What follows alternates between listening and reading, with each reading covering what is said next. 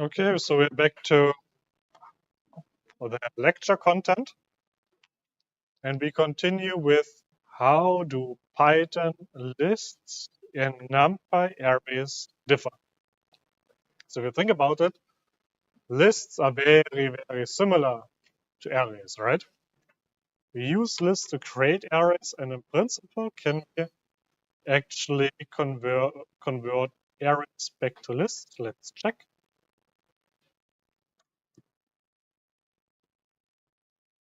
So when we have my list here, make it a little bit bigger, my list equals 890.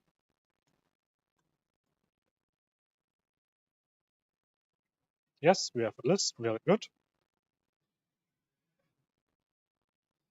If we go here and now say, right, take NumPy array and convert my list into an array, does it work? Yes, it works. But how can we convert the array back into a list? That also works.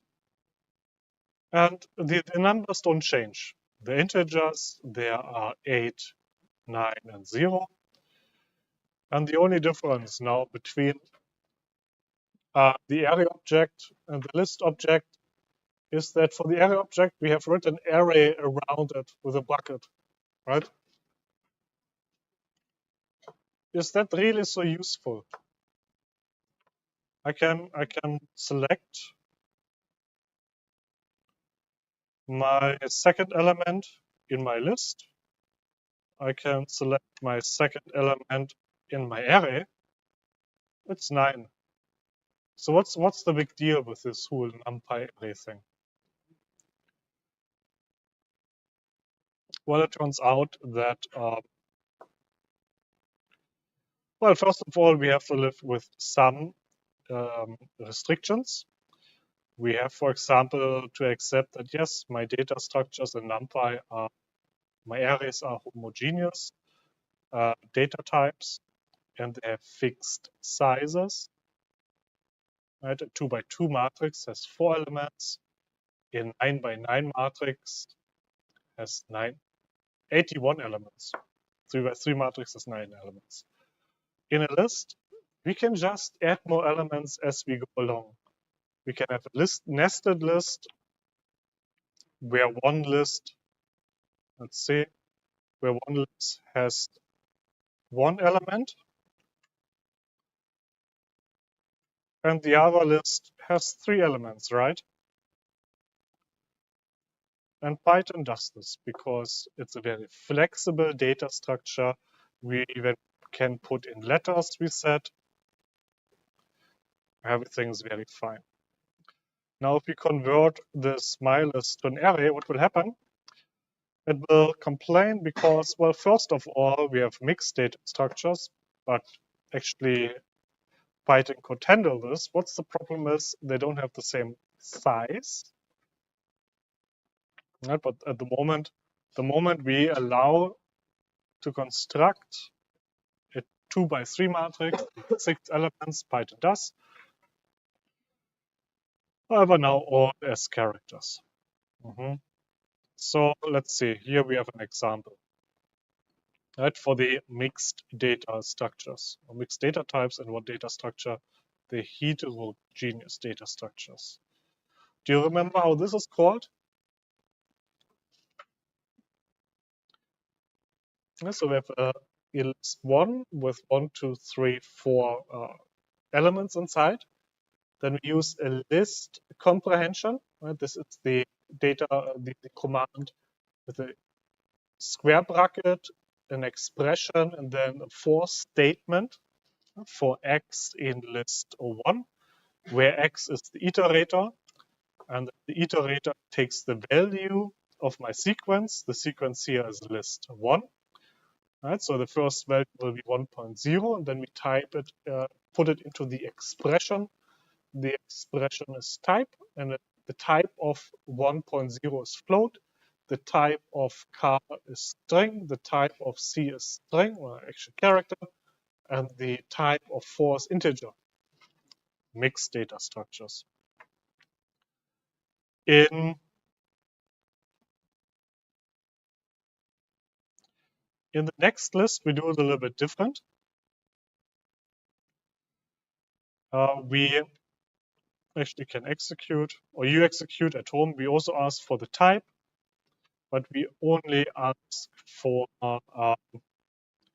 the type of one particular column, right? So we select column 0 or first column from array 1, and we go element by element. So hey, what is your data type? It's actually a little bit peculiar because it only works as the elements here will be 0, 1, 2, and so on. And we observe that, hey, my elements always are integer 32. So integer 32 bits. We don't have a mixed data structure. If you like, we can again, or we just go to the nodes. I execute this line. Now instead of having this construct, I can just say for list 1 numpy array. So I change this now to, I change list 1 to an array, and I cycle over the elements x, and I always have a string object. So this is a little bit different. Right up here, I have float string int. Down here, I just take the same information, convert it into numpy array, and I get string. Because numpy requires the same data structure. Well, it converts everything to the most general case. So that's we got.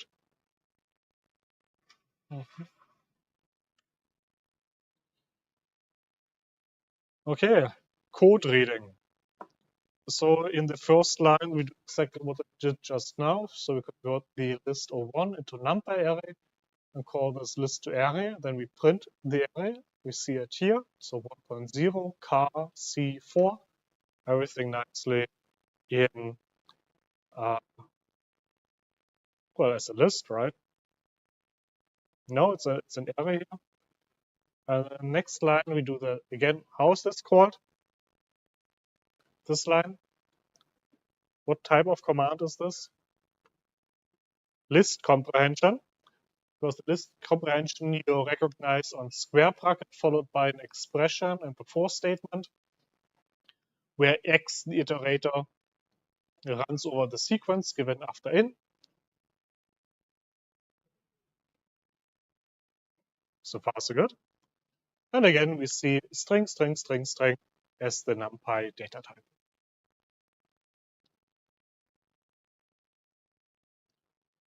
And again, this is very different to the data type in the list, because the list allows for heterogeneous data structures, whereas the numpy array requires us to have the same data structure.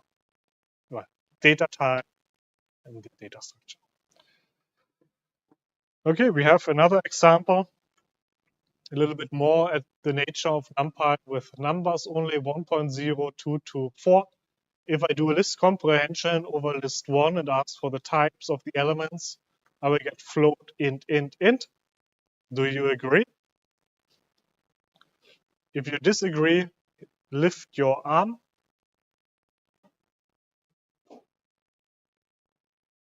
Where you should ask something else. I don't know. Anybody disagree? Nobody challenge me? So boring.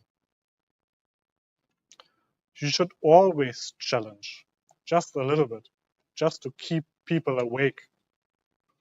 And that's not a mean thing, it's a nice thing, because it keeps my brain active.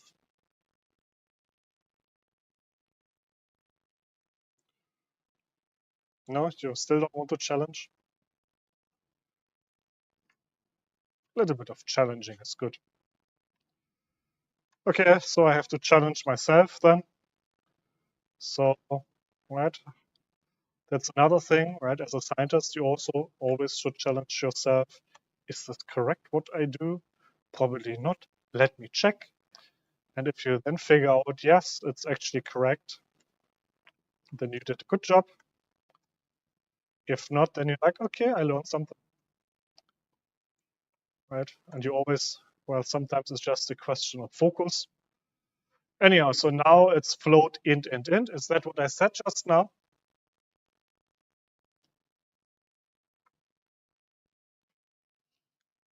Right, so this comprehension over the expression where the iterated x runs over the elements of the sequence list O1. So far, so good, right? And then expression is, hey, what's the data type of my list O1 elements? It's float int int, right? Float int int int.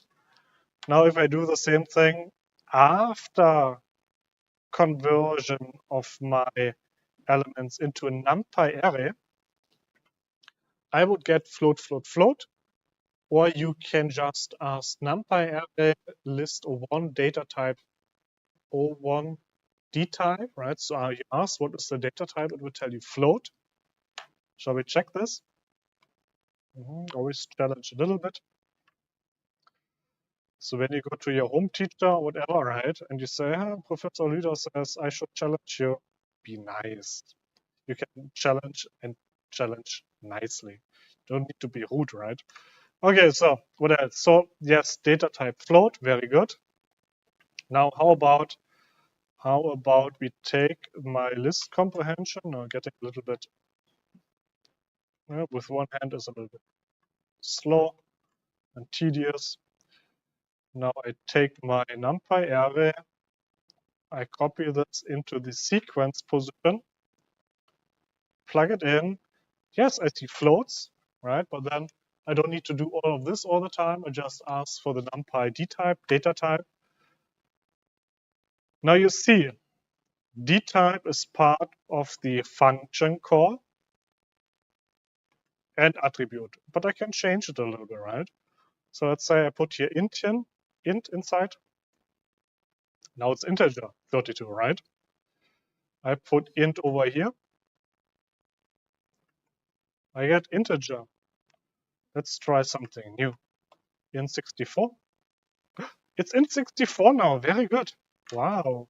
I have a 32, 64-bit OS. And what comes after 64?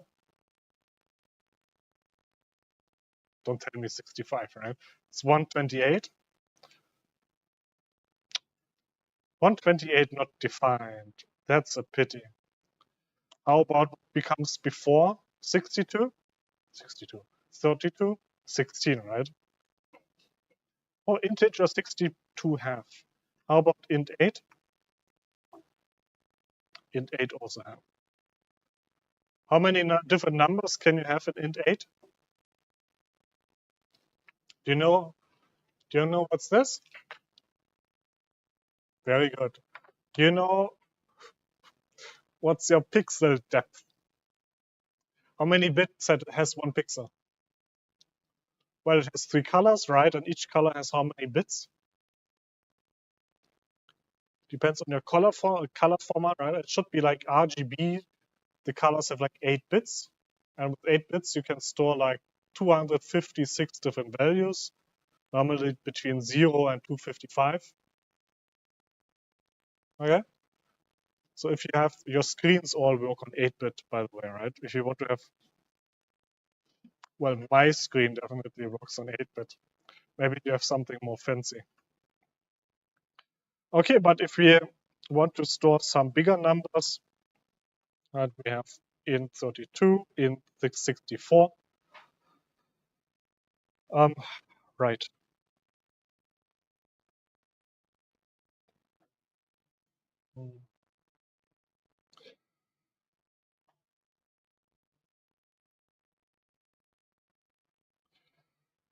Okay, so if you want to know more about this bit size and the number storage, then we can talk about this in the break, because it's bit size theory. It's not really what this course is about.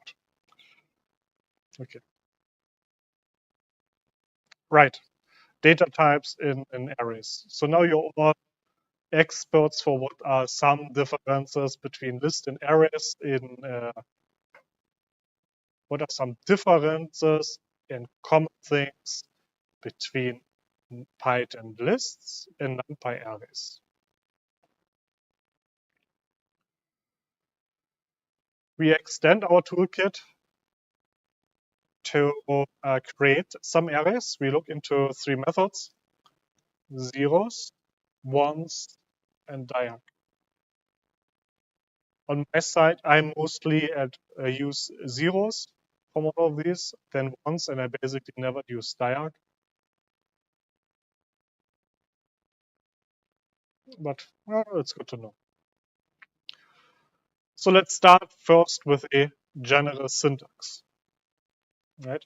How do we call this method?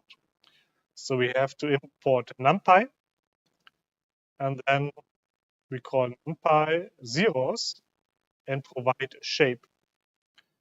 Now we already saw shape many times. In which data type do we provide, or actually when we ask NumPy, hey, what is the shape of this array? What did we get as an answer? Was it a list, a stat, a tuple, or a dictionary?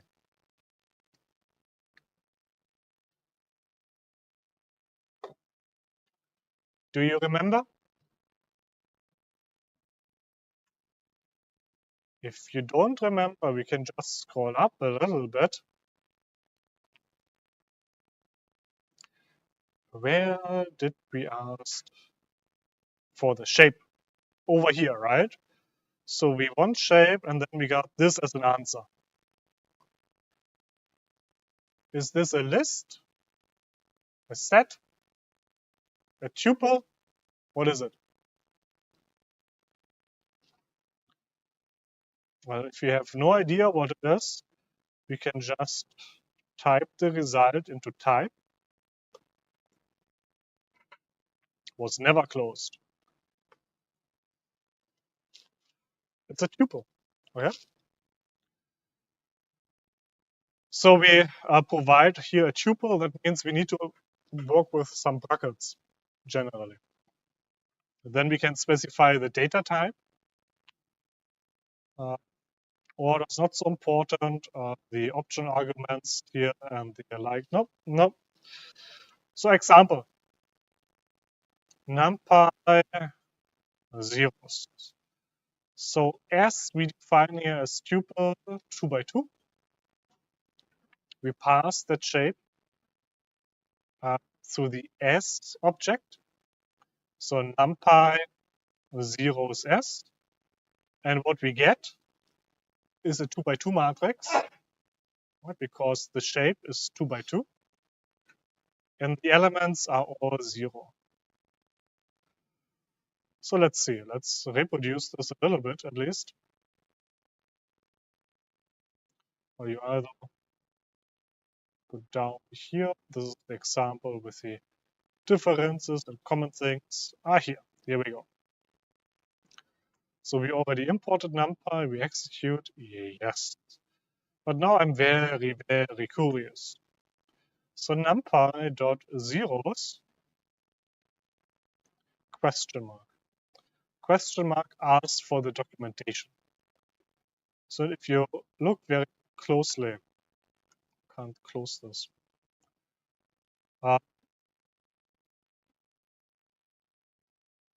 What we have here, NumPy zeros float, right? This entire line is basically identical to the one I give you, right? Because in the documentation, you also get the syntax information. Good. So if you want to have more about the optional arguments like C, like, and so on, And you just go here, right? So optional default is C, whether to store multi-dimensional data in row major C style or column major Fortran style in memory.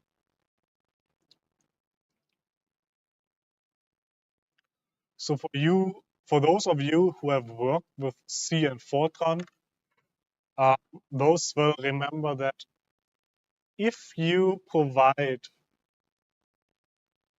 matrix information in a special way in C or Fortran code, it can run much faster. And the special way is, instead of a matrix, we just provide it as a one-dimensional array with, I would say, well-defined breaks to make it appear as a matrix, right? And then we can choose between row and columns. And it is well known that Fortran works much faster in column major, means we have just one big column, and C works much faster in row. So you get the performance advantage. It is somewhat important when you interface your code with external C or Fortran libraries or code or binaries. For us, this one is not important, so we skip it, right? This one is also not important for us now, so we skip it. But later, right, in case you continue your education as a computational scientist, you may want to remember, hey, there was something like this. But since today we talk about midterm, I will not ask about these things here in the midterm, right? For example, just the basics like, hey, what happens? What's the difference between 2 and 2 and 2 and 3 in zeros, right?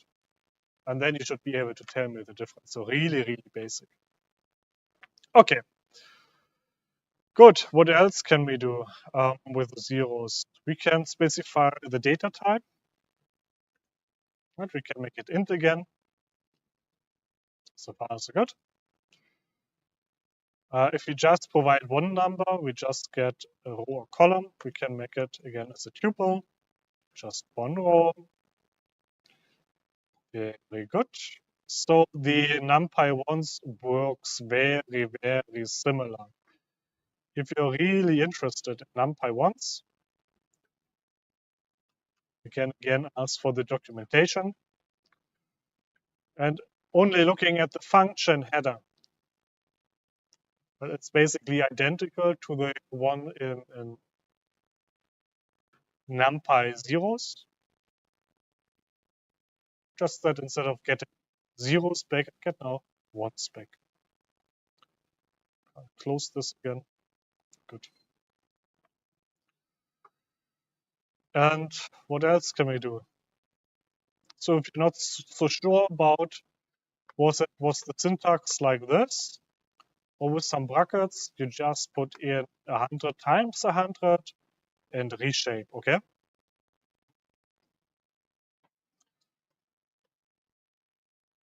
So far, so good.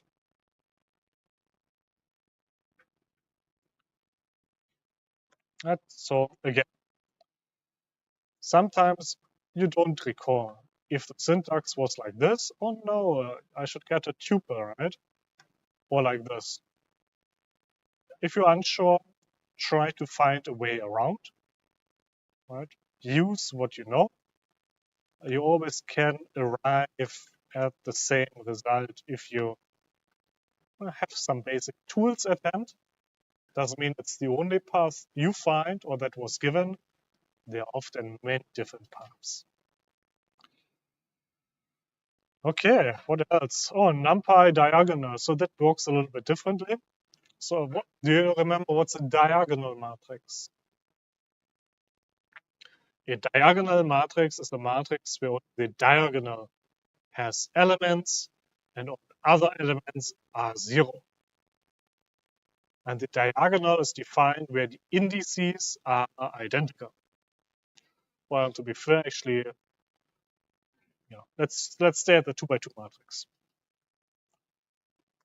sorry, let's stay at the rank 2 matrix. So diagonal has what documentation? Let's see. Exact or diagonal, extract a diagonal or construct a diagonal array. Yes, it comes with 2 arguments. K is an integer, K is optional.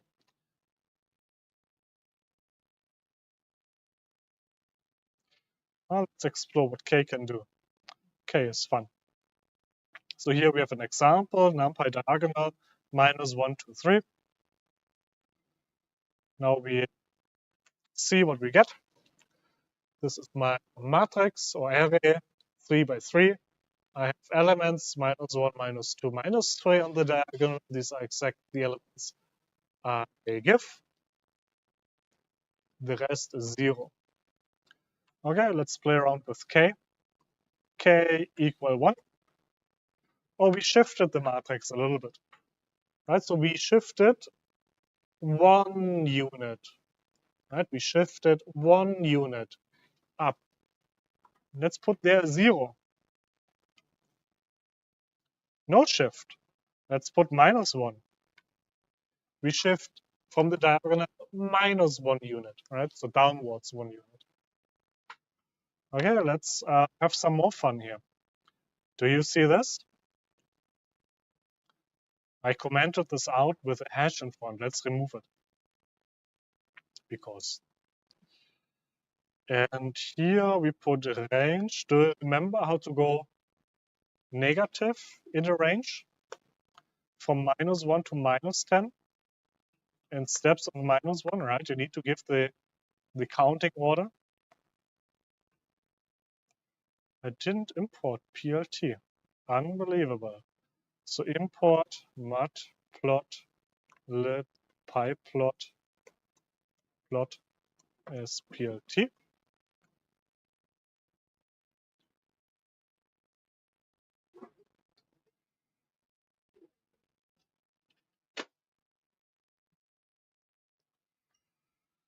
Okay, so first thing we see suddenly is a picture. Isn't that funny?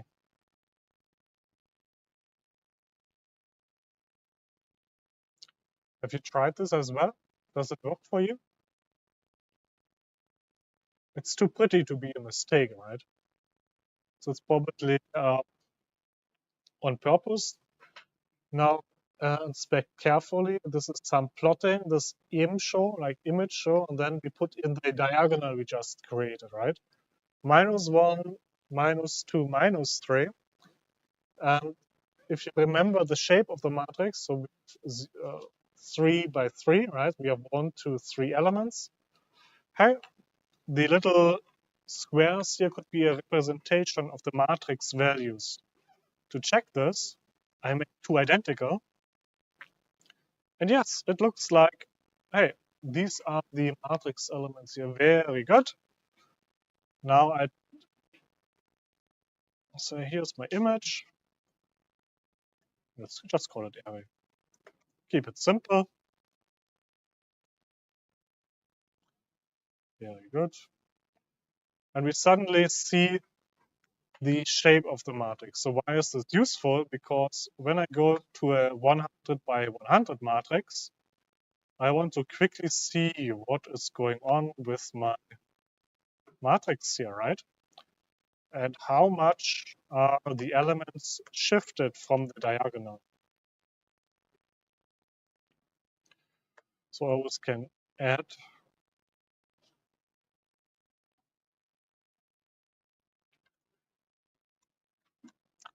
some matrices. Sorry.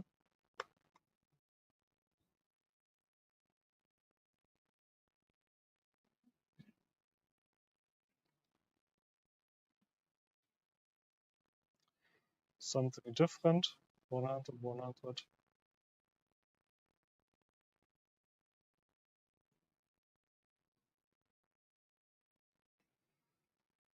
Okay, 2 diagonals, no problem.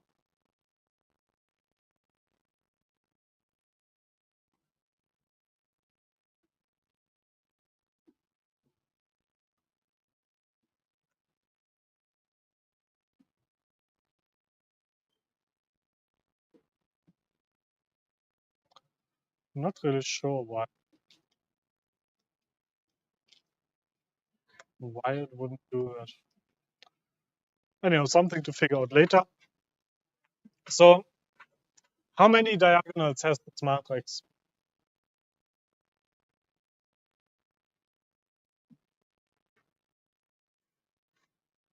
Zero, right? How many diagonals has this matrix? So diagonal is here, right? A diagonal away from the diagonal is the off diagonal or shifted diagonal. How many shifted diagonal has the matrix? 2. Easy, right? How about now? Hard to see, right? Because number is hiding everything. Unbelievable. So when we proceed in working with a lot of data, we will need to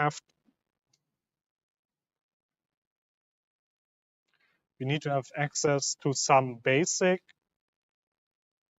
plotting routines that help us getting the main information from a lot of data.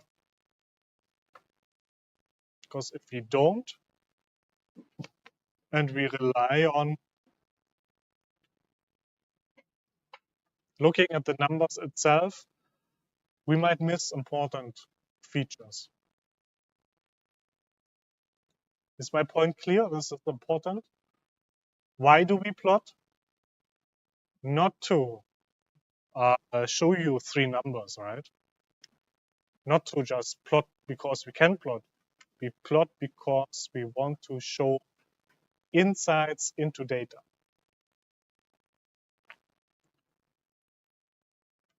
If I have a 3 by 3 matrix, right?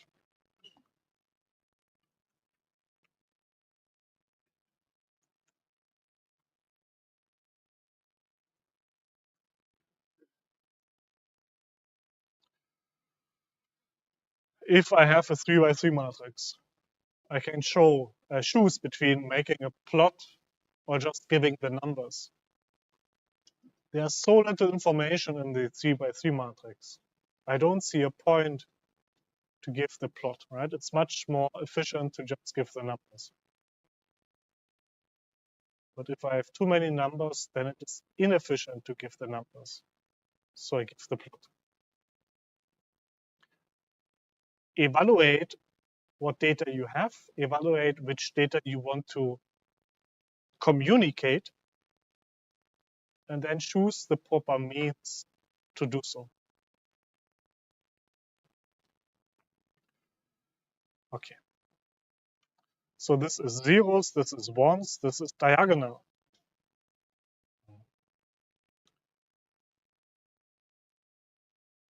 NumPy, array range. Let's look into this. So here we have something similar to our range function from Python lists. We have array range or a range. We have a start, we have a stop, and a step size. We can have the data type. Okay, let's play around a little. Scroll down to the appropriate place. This is down here. Okay. So there are already some examples. We can first look into range again. Let's say range 1 to 100, okay? What we get?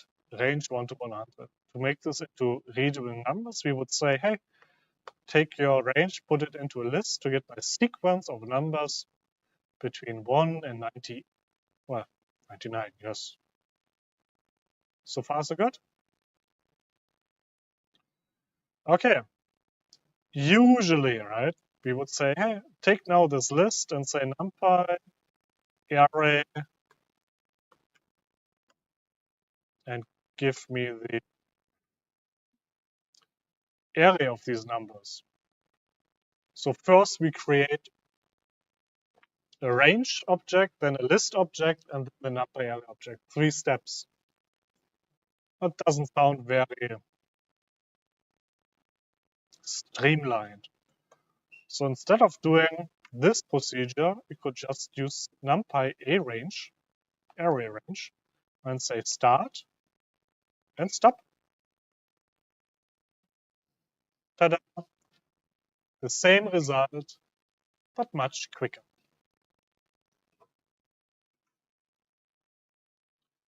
Do you see the difference? Above here, I use range, list, and array. Down here, I just use array range. But the innermost argument is exactly the same, right? 1 and 100. What do I do if I just want to have odd numbers in my range?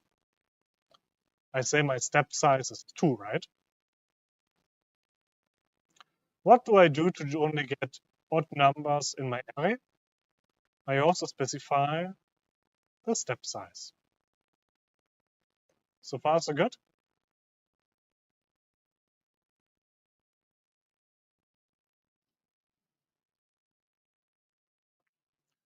I could even say, instead of having a large step size, I choose a tiny step size. So I increase my resolution. I will get much more numbers though. All right, so you see much more numbers. Much more, many more numbers. So far, so good. Can I do this with range?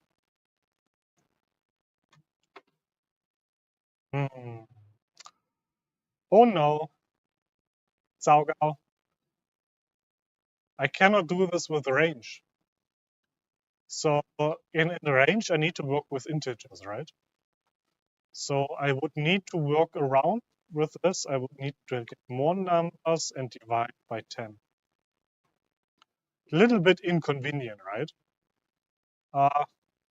But again, you don't have to do this. We can just use numpy a range or numpy array range now. So far, so good? Yes? Okay. So here are a few other examples. Very good.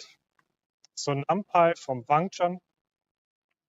This is even more fun because instead of having just predefined methods to use to get our functions from, our arrays from, we can use just, hey, use actually the function I like more to create my array.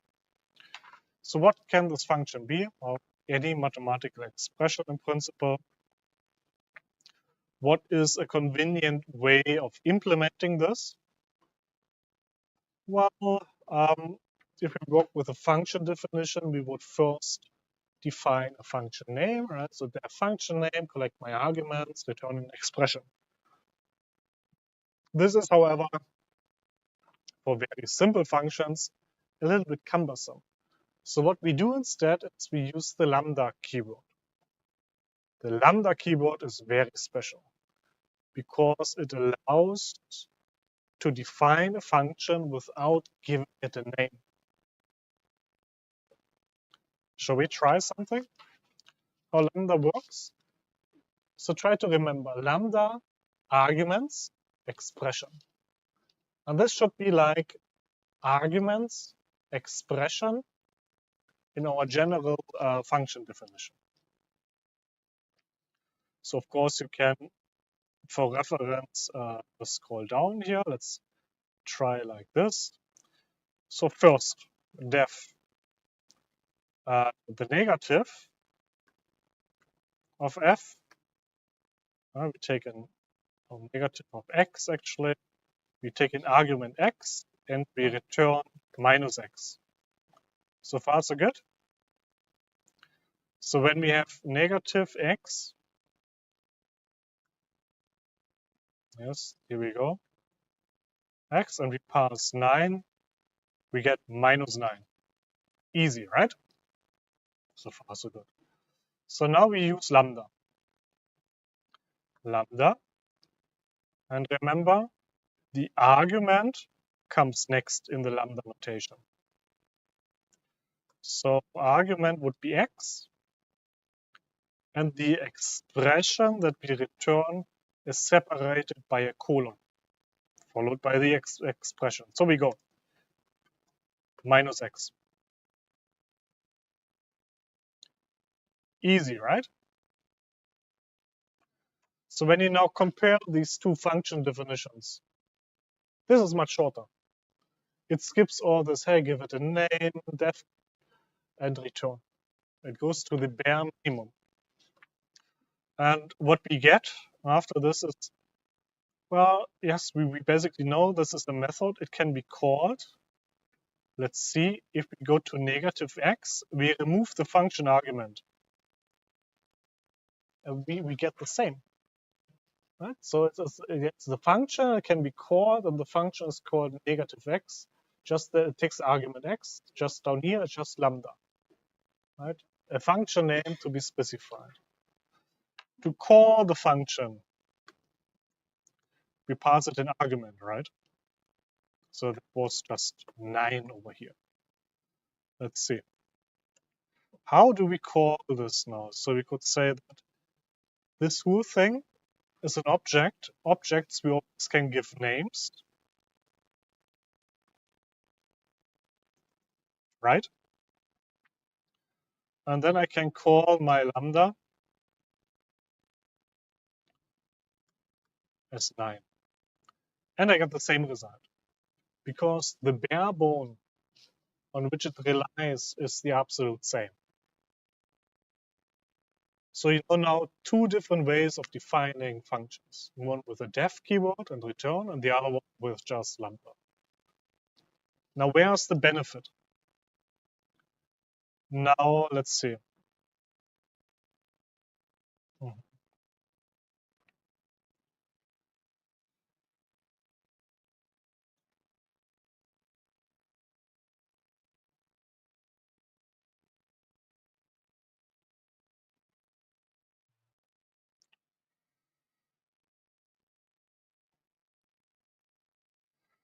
Okay, so numpy from function, we could pass a negative x and some values.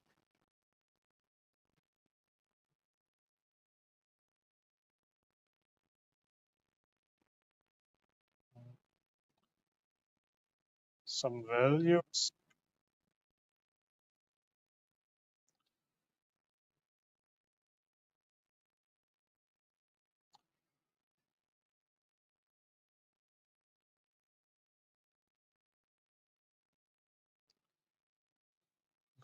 Let's see if this works. Yes, very good. Right.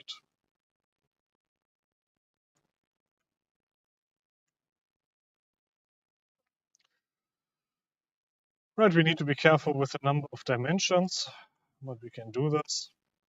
Okay, so here's the result now from function.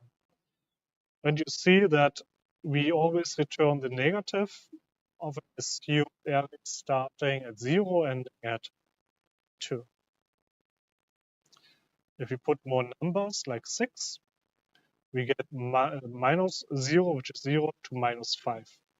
If I change what's happening in negative x, for example, I could have negative x squared. Then I change what from function is defining. Right? Now we have the negative of the square. However, it's a little bit cumbersome to use now the negative. Because in principle, I always have to define two functions, right? One is what the function from function is doing, and the other one is the function call itself. A much shorter notation would be just lambda x.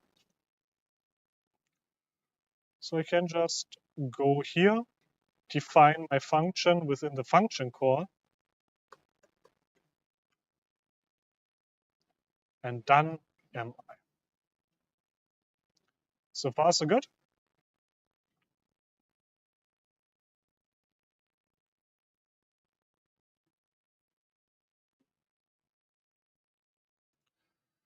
Now, obviously, we can have also a rank 2 matrix, but then we need to get 2 arguments.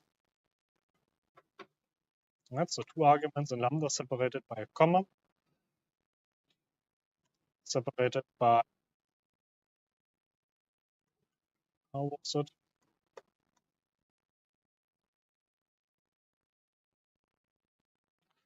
Lambda expression cannot be parameterized. I think it should be like this.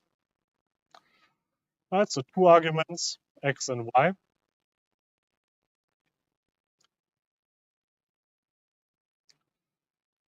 In principle, I think it's even possible to return 2 different values, right, then as tuple.